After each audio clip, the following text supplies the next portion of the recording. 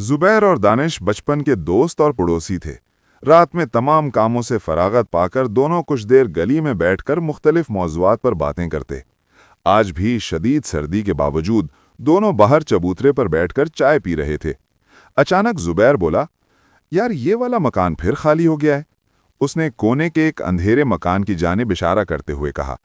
दानिश ने गर्दन घुमाकर देखा और कहा, हाँ अजीब बात है, कोई किराएदार इस मकान में टिकता ही नहीं, जबकि मकान काफी कुशादा और खूबसूरत है और किराया भी बहुत कम है। जुबैर ने आहिस्ता से कहा, मुझे तो लगता है कि यहां कोई जिन भूत का साया है। दानिश हंसने लगा। इंसान से बड़ा आसेब कोई नहीं इस दुनिया में, ये सब हमारा वहम है, उसने कहा। रात ज्यादा होने लगी तो दोनों अपने अपने घर में चले गए। आज हफ्ता की रात थी। दानिश और जुबैर के अलावा मोहल्ले के कुछ और लड़के भी आग जलाकर गली में बैठे बातों में मसरूफ थे। सर्दी और नींद की वजह से सब लड़के अपने घरों को चले गए, सिवाय दानिश और जुबैर के। अचानक जुबैर की नज़र मकान की खिड़की से बाहर आने वाली रोशनी पर गई। दानिश भी चौंक गया और बोला, मकान तो खाली है, कोई चोर तो नहीं घुस गया, चल देखते हैं। जुबैर खौफजदा था, मगर दानिश के कहने पर उसके साथ चलने लगा। दोनों मकान के सामने पहुंचे और रोशनी की तरफ देखने लगे। खिड़की खुली हुई थी और बिल्कुल सामने की दीवार पर एक बड़ी सी वॉल क्लॉक लगी थी, जिसकी सुइयां कुछ देर में 1 बजाने वाली थी। हो सकता है किराएदार ये घड़ी यहां भूल गए हों, दानिश ने कहा। जुबैर ने भी तायद की। अभी 1 बजने में 10 मिनट बाकी थे। वो दोनों खिड़की से कमरे के अंदर का मंजर देख रहे थे। अचानक एक पत्थर उनके पास आकर गिरा, जैसे किसी ने उनका निशाना लिया हो। दोनों इस्तफरात से घबरा गए और अपने घरों की जानिब दौड़ लगा दी। घर वालों की डांट के खौफ से उन्होंने इस बारे में किसी को कुछ न बताया, क्योंकि ये घर आसे भी मशहूर था। शाम के वक्त जब वो चबूतरे पर बैठे कल के वाक़े पर बात कर रहे थे, तभी उन्होंने अकील भाई को अपनी जानिब आते देखा। अकील भाई उनके मोहल्लेदार थे, बहुत ही खुश अखलाक और मिलनसार। उनका मकान उसी खाली मकान के ऐन सामने था। दोनों ने अकील भाई को अदब से सलाम किया। सलाम का जवाब देते हुए अकील भाई बोले, अरे भाई, आज मैं घर में अकेला हूं, चलो मेरे घर, वहां बैठकर कुछ गपशप करते हैं। तीनों अकील भाई के घर आ गए। कुछ देर बाद वो कालीन पर बैठे भाप उड़ाती गर्मा गर्म चाय पी रहे थे। कमरे का माहौल गर्म था।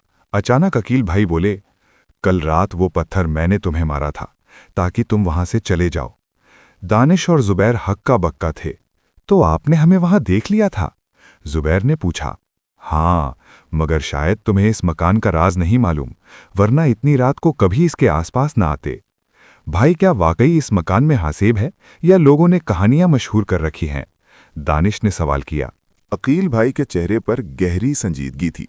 उन्होंने कहा, यह सच है, इस मकान में खौफनाक मखलूक का बसेरा है। मैं इस मकान का माजी जानता हूं।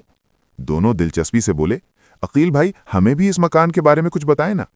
अकील भाई ने गरम कप से आहिनी हथेलियों को सेंका और फिर कहने लगे, ये 20 साल पहले की बात है, जब मैं तुम्हारी उम्र का था। इस मकान में एक फैमिली आकर रहने लगी। वो 2 भाई थे जिनकी 2-2 बेटियां थीं। लड़कियां बहुत ही खूबसूरत और सलीकामंद थीं। घर को साफ सुथरा और सजा कर रखती थीं। घर बहुत साफ और रोशन रहता। फिर सबसे बड़ी लड़की के रिश्ते की बात चलने लगी, मगर लड़का अच्छा ना होने के बायस लड़की वालों ने इनकार कर दिया। लड़के की मां ने इस बात पर दिल में इंतकाम रख लिया और उस घर पर ऐसा खतरनाक जादू करवाया कि इस घर में किसी की शादी ना हो। कुछ दिनों बाद ही घर की रौनक खत्म हो गई। ना ही लड़कियों के रिश्ते आते। अब घर वीरान दिखाई देता। जो भी लड़कियों को देखने आता वो दोबारा उनसे कोई राबता न करता। लड़कियों के वालिद और चचा ने तंग आकर ये मकान ही छोड़ दिया, मगर इस मकान को किसी ने ना खरीदा। अक्सर हफ्ते की रात ये खिड़की खुद ब खुद खुल जाती है और घड़ी चलना शुरू हो जाती है और रात का 1 बजाकर रुक जाती है। और जो कोई इस वक्त इस घड़ी में वक्त देख ले, फिर उसकी शादी बहुत ही ताखीर से होती है।